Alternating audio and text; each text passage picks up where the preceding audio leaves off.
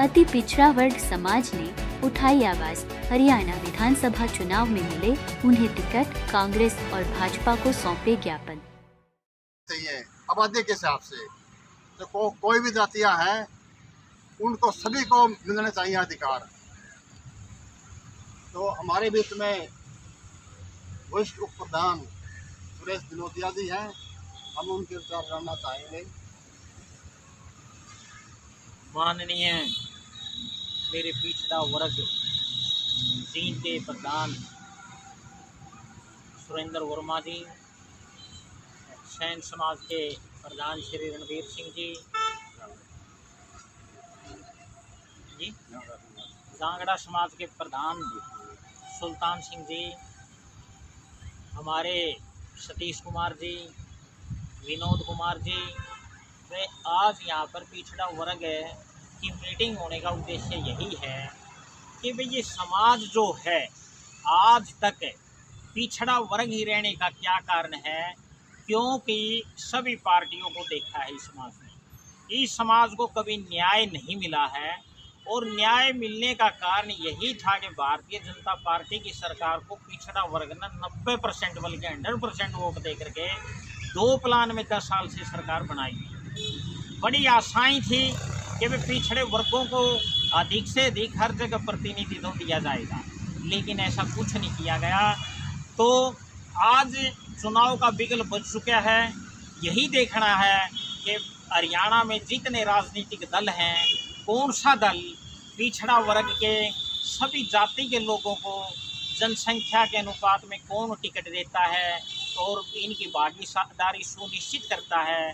सबसे बड़ी समस्या ये है कि वे ये मान कर के विदेशी पैटर्न पर कि वे जो काम ऑनलाइन पोर्टल पर होना है, लेकिन इस देश की जनसंख्या इतनी विशाल है कि यहाँ पर कोई काम आराम से उसके सुविधा होने के बजाय बड़ी दुविधाएं हो जाती हैं।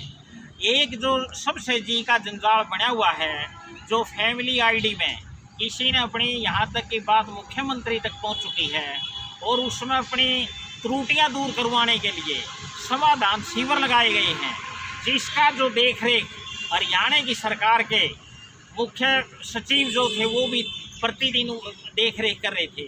लेकिन फिर भी लोगों की समस्याओं का समाधान न होकर के जो परिवार पहचान पत्र में इनकम ठीक करवाना सबसे महाभारत काम बना हुआ है, वो ठीक ही नहीं होती। और वो जब तक इनकम ठीक नहीं होती, लोगों के बैकवर्ड क्लास के सर्टिफिकेट नहीं बनते। अगर वो सर्टिफिकेट नहीं बनते तो उनके बच्चों में शिक्षा और नौकरियों में फ़ायदा नहीं होता।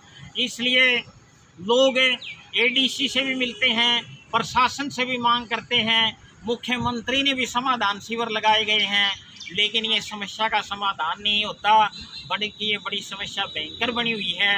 अगर यही काम कोई कर्मचारी मेरे जैसा अपना काम ठीक करवाए, ये 5 मिनट का ही काम है, वह उसका जेन्युइन काम है, वो अपने काम को ठीक करवाना चाहता है, उसमें क्या दिक्कत है। लेकिन ये काम किसी तरह भी न इसकी कोई एक आदमी जिम्मेवारी लेने के लिए तैयार है, जैसे डिस्ट्रिक्ट लेवल पर एडीसी है, न ही स्टेट लेवल पर कि वो इसकी जिम्मेवारी लेने के लिए तैयार है। इसलिए मैं आज ये लोगों की मीटिंग है, इसमें बिल्कुल सरकार से, प्रशासन से अनुरोध करता हूँ कि ऐसी जो त्रुटियाँ अगर पोर्टल की बजाय किसी कर्मचारी ने ठीक करनी हो तो सिर्फ 5 मिनट में ठीक हो सकती है, लेकिन इस पर ये ठीक ही नहीं होती। ये बड़ी भयंकर, इस पर अवश्य ध्यान देना चाहिए। और जो बच्चे से उनका शिक्षा का कार्य है, नौकरियों में फार्म भरने का कार्य है, उनकी समस्या पर ध्यान दे करके ये जल्दी से जल्दी आज ही इसको ठीक करवा जाए। और इन पिछड़े वर्ग के लोगों के साथ जो अन्याय हो रहे हैं आज तक, उनकी तरफ भी सभी राजनीतिक दलों ने ध्यान दे करके उचित प्रतिनिधित्व दे करके उन पर टिकटों का वितरण, टिकटें जरूर दी जाएं, क्योंकि कोई समाज का उत्थान तभी हो सकता है जब उसकी राजनीति में भागीदारी सुनिश्चित हो। इस संख्या की राजनीति में भागीदारी सुनिश्चित नहीं है। इसलिए मैं दोबारा फिर सभी लोगों के सम्मुख इस प्लेटफार्म के माध्यम से पिछड़े वर्ग के लोगों की जनसभा में मांग करता हूं कि वे सभी पार्टियां इस और इन मांगों की तरफ और इन लोगों के अधिकारों की तरफ अवश्य ध्यान देंगी। आज के जो सभा हुई, जो लोग आए, उनका बड़ा धन्यवाद। जय हिंद, जय भारत। जो राजनीतिक दल पिछड़ा वर्ग ए को उचित भागीदारी देगा आबादी के हिसाब से, ये पिछड़ा वर्ग समाज उसका पूर्ण समर्थन करेगा, अन्यथा जो अनदेखी करेगा उसको गंभीर परिणाम भुगतने पड़ेंगे। धन्यवाद। जींद जिला की यहाँ एक महत्वपूर्ण बैठक हुई। इस बैठक में हमारे सैन समाज के प्रधान रणबीर जी तंवर हमारे साथ हैं। हम उनसे जानना चाहेंगे कि क्या फैसला लिया गया। साथियों, मेरी उम्र भी लगभग करीब 60 साल हो गई है। मैंने सभी पार्टी महाराज देखे हैं, जिसके अंदर चौधरी देवीलाल, चौधरी भजनलाल, चौधरी बंसीलाल, चौधरी भूपेंद्र सिंह हुड्डा, चौधरी ओम प्रकाश जी चौटाला, और पिछली 10 साल से जो राजनीति के अंदर भारतीय जनता पार्टी में चौधरी वो क्या बोलते अपने मनोहर लाल जी खट्टर, जितनी उपेक्षा सभी राज्यों के अंदर पिछड़ा एक ही हुई है, इतनी किसी की नहीं हुई। और इन 10 सालों में तो एक रिकॉर्ड ही तोड़ दिया। हमने आस करी थी 10 साल से ये पिछड़ा वर्ग है ना कांग्रेस से विस्थापित होकर बीजेपी की तरफ गया था, लेकिन जितना बुरा हाल बीजेपी की सरकार में हुआ है, इतना बुरा हाल हमारा किसी की सरकार में नहीं हुआ। लोग कहते थे कि ये पोर्टल की सरकार है, लेकिन हमें दुख होता था कि गलत बोल रहे हैं, लेकिन अभी हमें पता चला है वाकई में पोर्टल की सरकार थी। क्योंकि अब हमारे माननीय मुख्यमंत्री महोदय नायब सैनी जी ने हमारे क्रीमिलेयर की सीमा 6 लाख से बढ़ाकर 8 लाख कर दी है, जिसके अंदर वेतन और एग्रीकल्चर की जो आय है वो नहीं मिलेगी।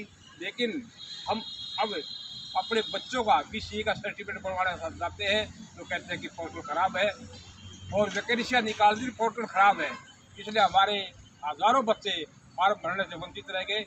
इसलिए मैं पुरजोर कोशिश करता हूँ भारतीय जनता पार्टी से कि जल्दी से जल्दी इस पोर्टल को लागू करें, खुलवाएं, ताकि बच्चों का BCA का सर्टिफिकेट बन सके और आगे ये बच्चे अपने फॉर्म अप्लाई करके, नहीं तो इसका